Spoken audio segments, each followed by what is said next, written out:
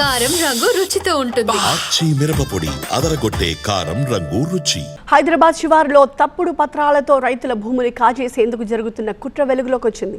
ప్రస్తుతం తెలంగాణ వ్యాప్తంగా భూభారతి సదస్సులు జరుగుతున్న నేపథ్యంలో రైతులంతా రెవెన్యూ అధికారుల్ని కలిసి తమ సమస్యల్ని చెప్పుకుంటున్నారు. మేడ్చల్ మల్కాజ్గిరి జిల్లా షామీర్పేట మండలం బొమ్మరాస్పేట గ్రామంలో ఈ ఉదంతం వెలుగు చూసింది.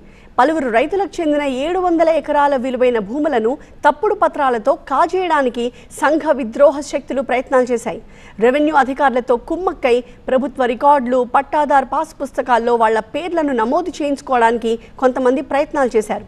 ఈ దుశ్చర్యల్ని రైతులు అనేక మార్లు ప్రభుత్వం దృష్టికి తీసుకువెళ్ళినప్పటికీ ఫలితం లేకుండా పోయింది. అయితే తాజాగా ఏర్పాటు చేసిన భూభారతి సదస్సులో తమ సమస్యల్ని రెవెన్యూ అధికారుల దృష్టికి తీసుకువెళ్లారు రైతులు. రమణారెడ్డి నేతృత్వంలో రైతుల బృందం ఎంఆర్ఓని కలిసి గతంలో జరిగిన ఈ కుట్రల గురించి వివరించింది. మొత్తం 40 మంది రైతులు ఇచ్చిన వినతి పత్రాలని అధికారులు స్వీకరించారు.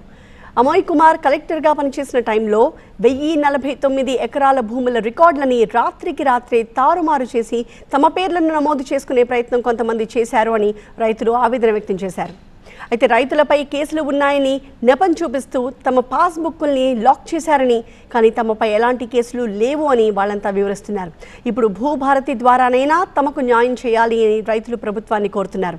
వినతి పత్రాలను స్వీకరించిన రెవెన్యూ అధికారులు సానుకూలంగా స్పందించారని, తమకు న్యాయం చేస్తామని హామీ ఇచ్చారని రమణారెడ్డి చెప్పారు. సో నాకు ధరణి వచ్చిన తర్వాత ప్రాబ్లం స్టార్ట్ అయింది. ధరణిలో ఉన్న లూప్ హోల్స్ ద్వారా కలెక్టర్ గారు మా పేర్లు తీసేసి వేరే వాళ్ళ పేర్లు రాత్రికి మార్చేయడానికి ప్రయత్నాలు చేశారు. ఎందుకంటే ఏదో కోర్టు కేసు పాస్బుక్ అని. నాకు ఇప్పటి వరకు, నేను 35 సంవత్సరాలు అయింది, నాకు ఎవరితోని కూడా ఇప్పటి వరకు కోర్టు కేసులు లేవు.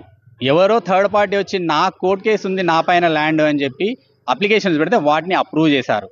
అదే అప్రూవ్ చేసిన ద్వారా అవి బ్లాక్ అయి ఉన్నాయి. ఇప్పుడు వాటిని రిజెక్ట్ చేయడానికి కొరకు మేము ఎన్నిసార్లు కలెక్టర్ ఆఫీస్ పోయి ఎవరు అప్లై చేశారు ఏంది అని ఇన్ఫర్మేషన్ అడిగితే ధరణి సిస్టంలో ఎవరు కూడా ఇదంతా ఆన్లైన్ ఇన్ఫర్మేషన్ మేము ఇవ్వలేము అని చెప్పి మాకు ఆర్టీఐలో అప్లికేషన్స్ పెడితే కూడా అదే రిప్లై ఇచ్చారు.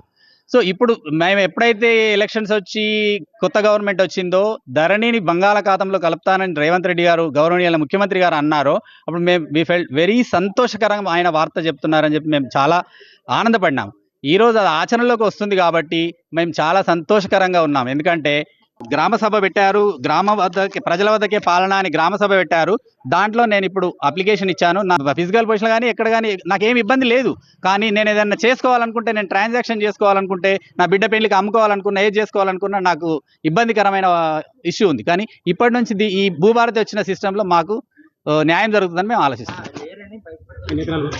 నాకు 4 ఎకరాలు ఉంది. నాకు మొత్తం టోటల్ 1059 ఎకరాల కొరకు అన్ని అప్లికేషన్స్ పెట్టారు. అందరు ఇండివిజువల్ ఫార్మర్స్ ఈరోజు వచ్చారు. ఎవరి ప్రాబ్లమ్స్ వాళ్ళు చెప్పుకున్నారు, వాళ్ళకి అప్లికేషన్స్ ఇచ్చుకున్నారు. అందరూ కూడా హ్యాపీగా ఉన్నారు ఈరోజు.